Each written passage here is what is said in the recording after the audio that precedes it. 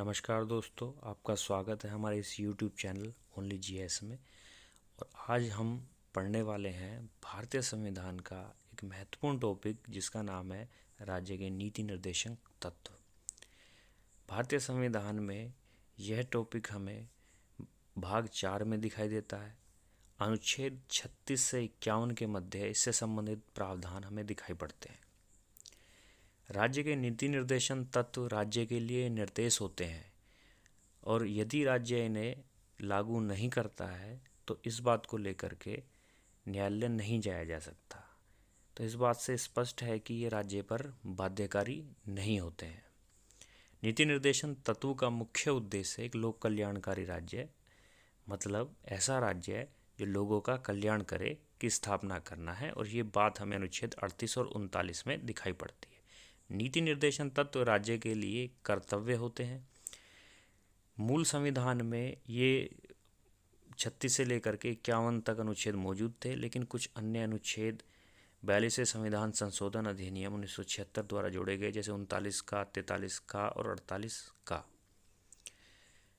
इसके अलावा राज्य के नीति निर्देशन तत्वों की अगर हम अनुच्छेदों की बात करें तो अनुच्छेद 40 में हमें पंचायतों का गठन, 41 में बुढ़ापा, बीमारी, असमर्थता की दशा में सार्वजनिक सहायता प्रदान करना, अनुच्छेद 42 में महिलाओं को प्रसूति सहायता प्रदान करना, अनुच्छेद 43 में लघु एवं कुटीर उद्योगों को प्रोत्साहन देना,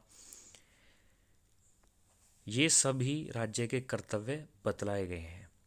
इसी प्रकार से राज्य को अनुच्छेद 44 में समान नागरिक संहिता लागू करने, अनुच्छेद 46 में जनता के दुर्बल वर्ग, अनुसूचित जातियों और अनुसूचित जनजातियों की शिक्षा एवं आर्थिक हितों को बढ़ावा देने, अनुच्छेद 47 में लोगों के स्वास्थ्य को सुधारने, मादक एवं नशीले पदार्थों के उपयोग पर प्रतिबंध लगाने के निर्देश दिए गए हैं।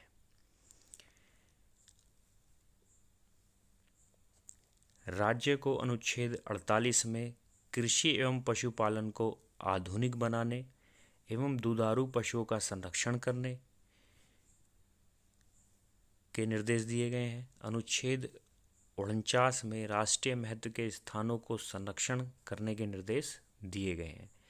राज्य को अनुच्छेद 50 में लोक सेवाओं के संदर्भ में न्यायपालिका को कार्यपालिका से अलग रखने, मतलब ताकि इन दोनों निकायों में आपस में टकराव ना हो, अलग रखने की बात कही गई है। और अनुच्छेद 51 में अंतर्राष्ट्रीय शांति और सुरक्षा को बढ़ावा देने की बात कही गई है।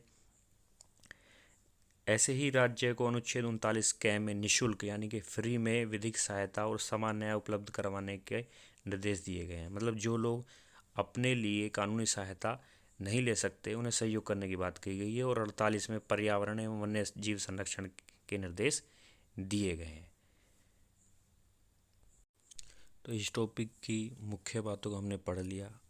अब देसी भाषा में एक बार से इन बातों को दोबारा से दोहरा लेते हैं। सबसे पहली बात हमें ये समझनी है कि राज्य पर बाध्यकारी नहीं है। राज्य की इच्छा है इन्हें लागू करे या ना लागू करे। जब भी राज्य को संसाधन अपने सक्षम दिखाई दें वो इन्हें लागू करे। इनके लिए हम न्यायालय नहीं जा सकते। और अन्य बातें जो भी हमें देखने के लिए मिलती हैं वो राज्य के लिए निर्देश हैं। जहाँ भी आप टॉपिक में किसी भी अनुच्छेद में देखेंगे आपको यही मिलेगा कि राज्य को ये करना है, राज्य को ये करना है। और क्वेश्चन भी हमसे इसी प्रकार से पूछे जाते हैं। इसमें हमें अनुच्छेद कुछ पढ़ने होंगे, उनमें क्या दिया गया ये बात याद रखनी होगी।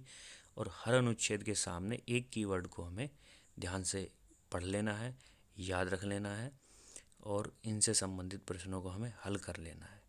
और आप एग्ज़ाम में के लिए पूरी तरीके से तैयार हो जाएंगे। Thank you very much.